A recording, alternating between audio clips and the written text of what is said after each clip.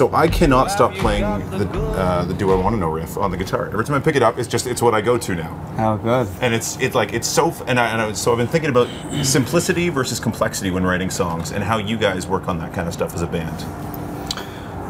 Right, yeah, that is a well, the ability to not overcomplicate something is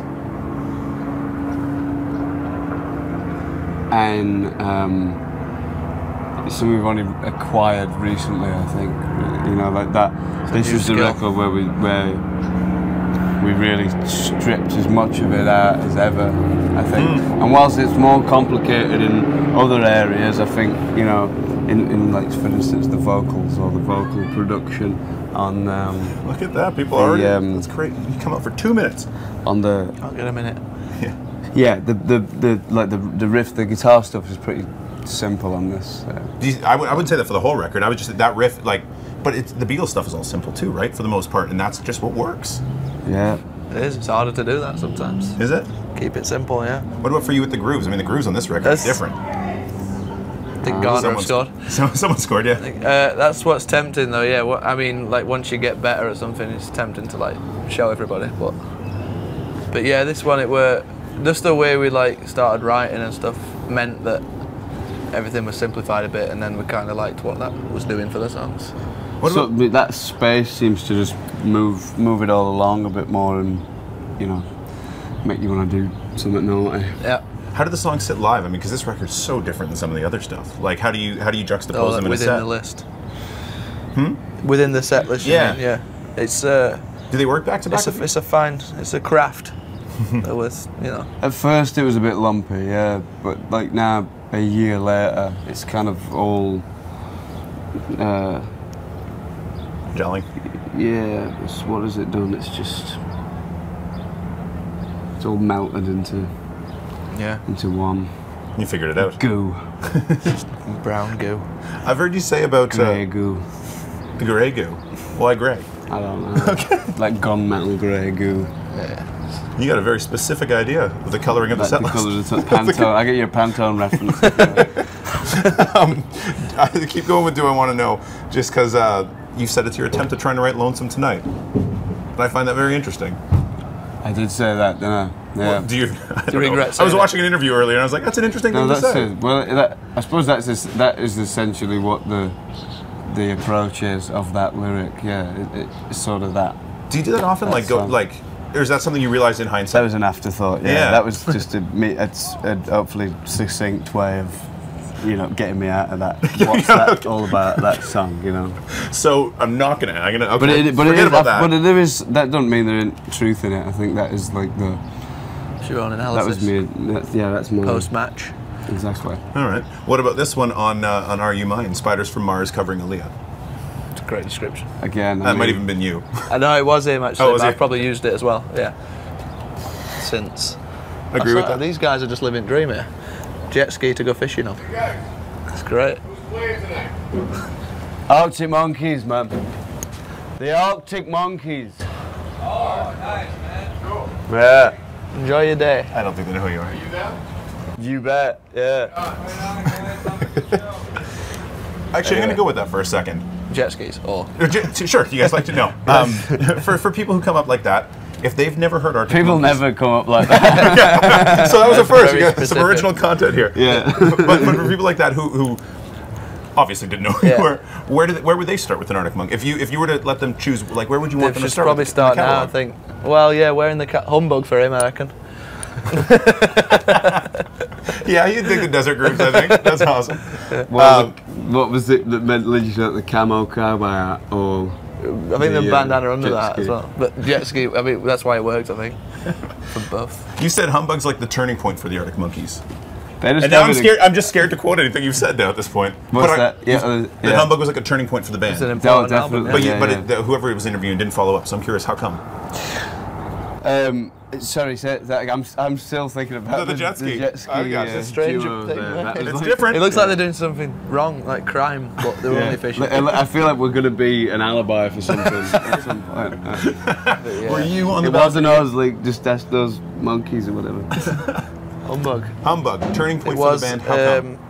Well, it was the first time we worked with somebody completely different to what we worked before, and we went somewhere like we'd never been before either, you know, and not just to record, but just never been anywhere like that, full stop. So it were.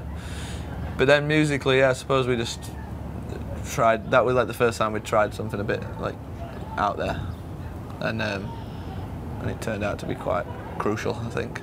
Crucial that we could do that. It probably meant it like made us believe that we can do that and like not worry about not sounding like Arctic Monkeys or not still being this band that we started. The evolution and being able to, like, I guess the confidence to say we don't need to sound like we sounded. Yeah, I suppose so. That's yeah. interesting. I mean, it gave more confidence to know that you could try something else and still have our identity. I love the juxtaposition from those guys having no clue and the little girls screaming for you. They've never caught a fish in their lives. You just made their life. That's an interesting thing. How do you deal with all that crap? That was the antithesis. This is the antithesis of those people on the jet ski. Yeah, it's fascinating. What does that mean? What is this? that? That's this is like a movie. Yeah. How do you deal with that though? I mean, obviously you dig it. I mean, it's got to be a cool feeling. It's unnatural, obviously, for anybody, I suppose. And I suppose you just can't take it that seriously. You just have to give the peace sign. It's easier for me, you know, to make their day than it is for them to make mine. No, that's not what I meant, but I thought I'd go with that then.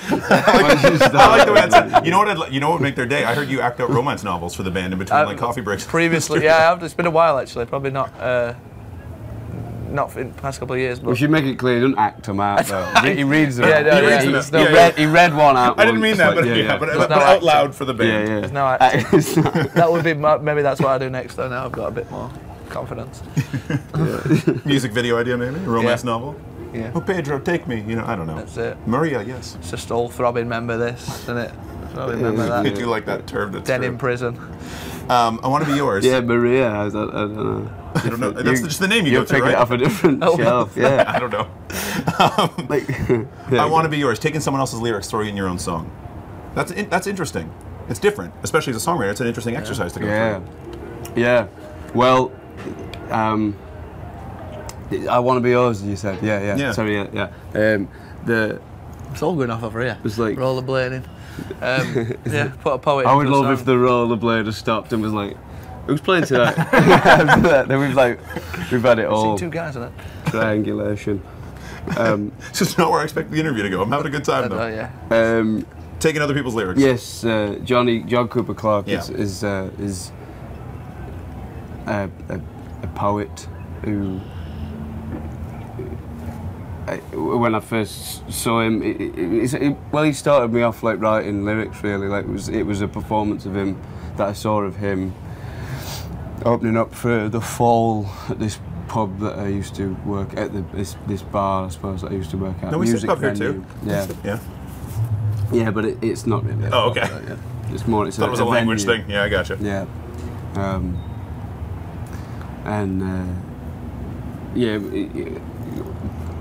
Got into his stuff, and it was that I guess that is when I started writing those songs for the first record, which are kind of an attempt, I suppose, at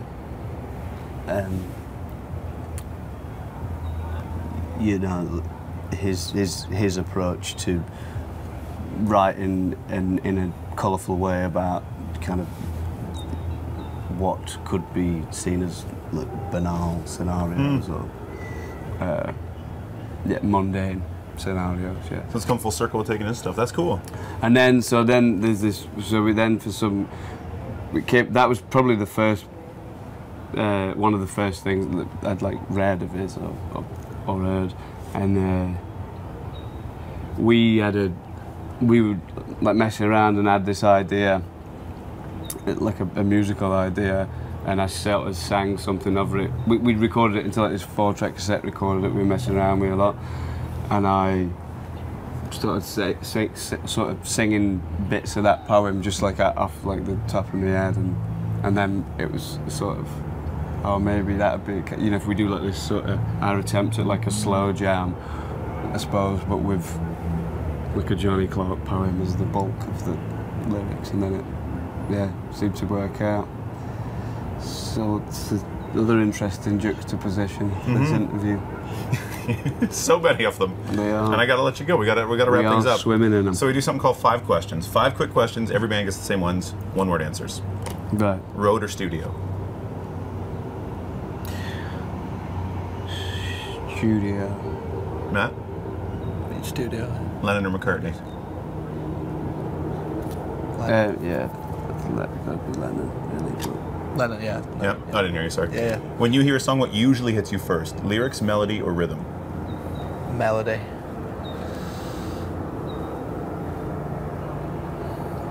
Rhythm.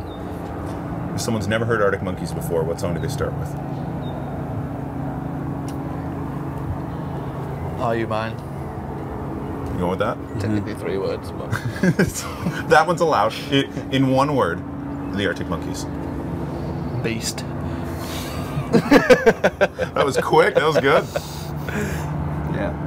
You'll go with Beast. I mean, I sort of got it, haven't I? Yeah, it's an animal. I got nothing. Thanks, guys. Swan. Nice one. Oh, there's The great ones doing some dives. yeah, the swan, dive. hissed at us once here.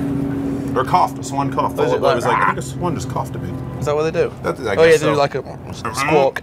I saw yeah. a massive fish here as well, like big, like. Yeah, you get a little bit of everything here. Hissing. Maybe that's what they were fishing for on the jet ski. Yeah, I think they're looking for the big catch. Polluted fish.